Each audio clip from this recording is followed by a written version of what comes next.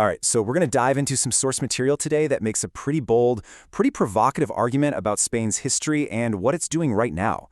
And get this, it suggests that to really understand today's headlines, we've got to go back like 1,000 years. So, where does this whole story kick off? Well, according to this analysis, it starts with some pretty shocking recent headlines. We're talking about Spain's prime minister reportedly calling Israel a genocidal state in parliament.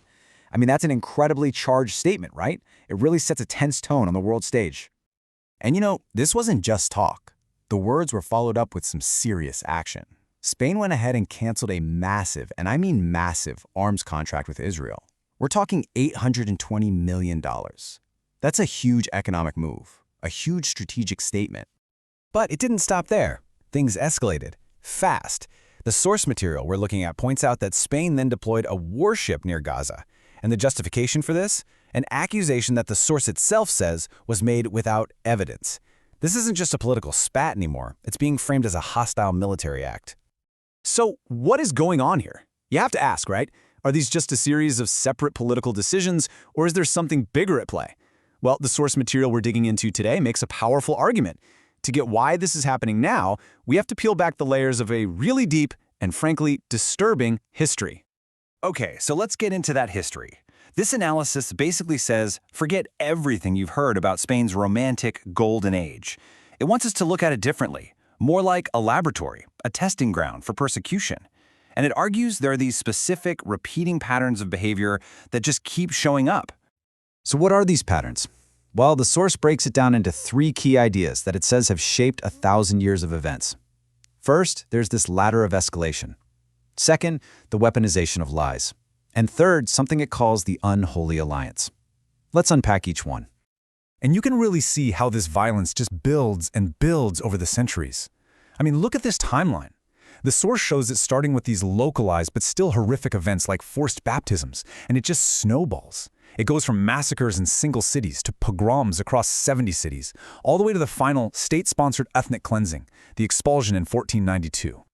So that first pattern, the ladder of escalation, think of it like this.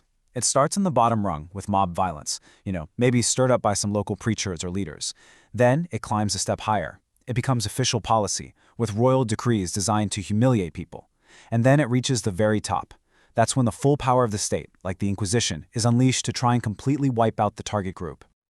All right, on to pattern number 2, weaponizing lies. This was all about creating excuses to justify the violence. And what's fascinating here, and kind of terrifying, is how these lies were perfectly crafted to tap into whatever people were afraid of at the time.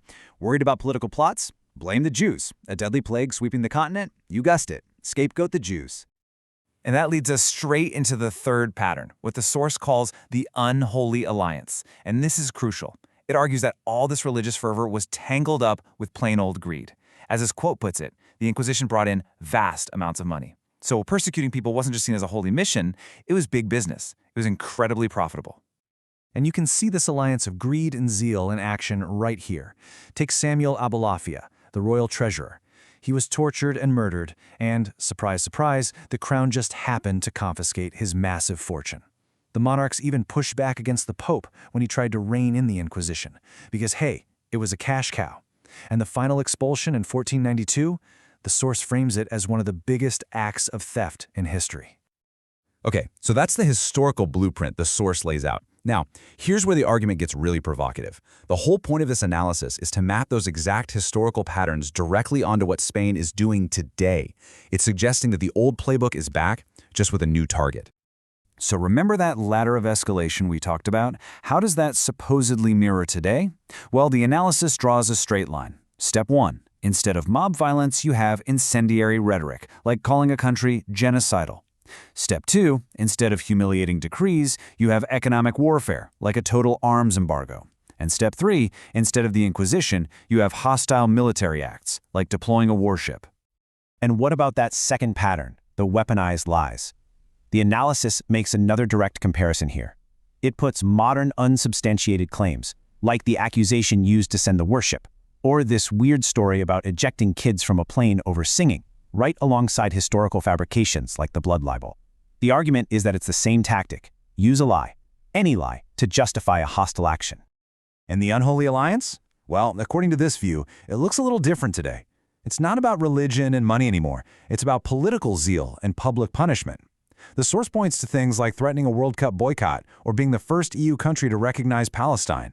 These are actions designed to make a big, splashy statement on the world stage, all driven by a powerful political agenda.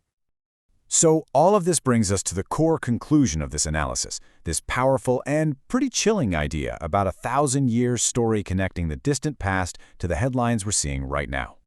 The main argument here, the big takeaway, is that what Spain is doing today shouldn't be seen as just politics as usual.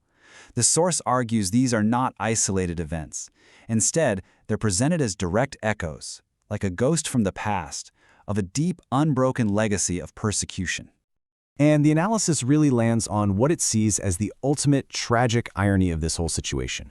The very same nation that once tried to completely extinguish Jewish life within its own borders is now, according to this view, championing a cause that threatens the modern Jewish state, the one place in the world where they finally found security. And so this source leaves us with this final, really haunting thought. It's a history, it says, that's written in blood, and it's repeating itself with terrifying fidelity. It really makes you wonder, doesn't it? Can a nation ever truly escape its own history? Especially when, as this analysis argues, the present seems to be following the same dark blueprint as the past.